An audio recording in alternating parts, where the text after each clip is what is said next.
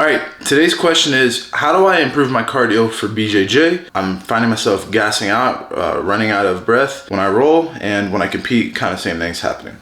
So today I'm gonna give you guys 4 ways that you can improve your cardio for BJJ, and there's obviously gonna be some nuance to this, and it really just depends on you. So for me, obviously, before I even list these 4 things, a big thing is make sure you're dieting pretty well, you're getting enough sleep. Again, some of the best guys in the world will say diet doesn't matter. Okay, whatever. I'm not gonna argue with them. If you wanna have a crappy diet, go ahead and eat McDonald's before you compete. Do you, whatever makes you feel right. For me personally, having a good diet has played a big difference in the way that I feel, whether it's anecdotal or not. I feel a lot better when I'm eating clean versus when I'm eating really crap food. So now we're gonna talk about 4 things that you can actually do on the mats. Well, one of them's off, to actually help increase your cardio, okay?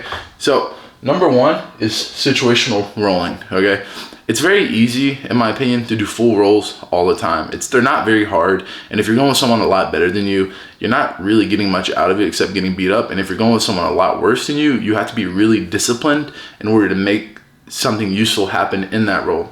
The great thing about situational rolling is you get to be very specific. So for example, right now I'm working on back escapes and back finishes. So I'll go 3 minutes on my partner's back, submit or escape, and then I stand on his back regardless of which need is met. And then I'll do 3 minutes of just escaping, and then I'll do that with a different partner. What this does is it gives me reps in a very bad and vulnerable position, and it gives me reps in a very good offensive position, and it's very specific. Okay, I'm on the back, I get the choke, I get the armbar, all right, I reset. Okay, he's on my back, maybe he chokes me, okay, and let me make some adjustments. Okay, let me get out. It's good because it's kind of like drilling, but it's 100% live resistance, right? So you're getting lots of time in a very specific situation, as opposed to sometimes in a round, if I'm working on back and this guy has at least a decent guard, I might only take his back once in a 6-minute round. Now I'm getting 10, 15, 20 reps on the back and 10, 15, 20 reps escaping the back. This is going to exhaust you. It's very specific and it's extremely good. Number 2 is long rounds or 10-minute rounds. So depending on the tournament that I'm preparing for, I'll do certain rounds. I'm currently preparing for like ADCC rounds, so I do 10-minute rounds about once or twice a week. Usually about once though, because you don't want to like overdo it. Long rounds are great because I know you're gonna be like, well, I can't go 100% for 10 minutes. Well, duh, that's the point. Long rounds are great because they help you build that steady state cardio for Jiu Jitsu, where you can really pace yourself. Again, it is live, but it's very game planning, more like what it's going to be like in a competition. You're not going to go 100% in a competition match, especially if you have 5 matches ahead of you. You're going to have to learn how to pace yourself, stick to the game plan, and be disciplined when you get tired. Number 3 is shark tanks, okay? So shark tank is something that I did more in wrestling than I do in jiu-jitsu, but it's where one guy is in the center, and then they'll have 2 or 3 guys who jump in every time a score happens. So a score could be, okay, if my partner passes my guard, okay, a new partner comes in. Or if I'm the one passing, if I pass my partner's guard, a new guy comes in. And then that's going to be exhausting because there's always one guy in who's getting tired the whole round. And then every time a score happens, there's a fresh partner in, which means higher resistance for you. It's much more work for you than it is for them. You're getting fatigued over time and you're getting a fresh partner every time. So obviously I don't really need to explain that more. Shark tanks, shark baits, whatever you want to call it, they're super amazing for honestly building mental toughness and learning how to work when you're tired. And it's also just like the 10-minute rounds, you have to learn how to pace yourself, okay? Because in some matches, some roid boy might never get tired, so you're gonna have to pace yourself in order to actually score on them. And this is a great way to kind of develop the feeling of competing against someone who just has an extremely good cardio.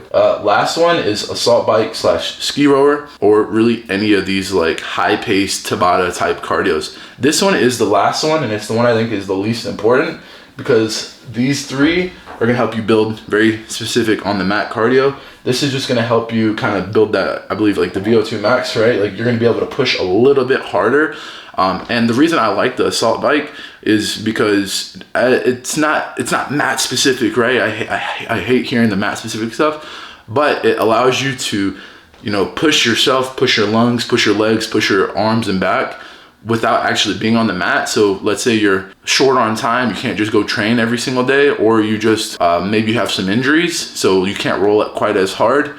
This is a great way to help push your lungs and push your legs off the mat, and it's great supplemental cardio training. So anyways, guys, if you do these 4, situational rolling, long rounds, shark tank or shark bait, or assault bike, ski rower, or some sort of Tabata sprinting cardio, I think that your cardio is going to be a lot better. And just don't forget, like I said in other videos, if you're competing, something that will kill your cardio is going into matches cold. So make sure that you're warming up properly. You know, it's like your body is like a car, right? It's the engine in the cold weather, right? You can't just go 100 immediately. You got to turn it on. You may turn the heat on, sit there, listen to a couple music, get yourself warmed up, and then also cool down after matches. And then in my opinion, you're able to unlock, you know, your maximum potential when you do these things. Hopefully you found that helpful. If you guys want to support the channel, I have some Kill the Weakness merch out now and some My Knees Hurt merch. You can find it by clicking the link above. I believe it's here, or maybe it's here. It's one of these two. Or you can look in the description below, and you can also find any of my Takedown for BJJ instructionals. Hopefully that was helpful.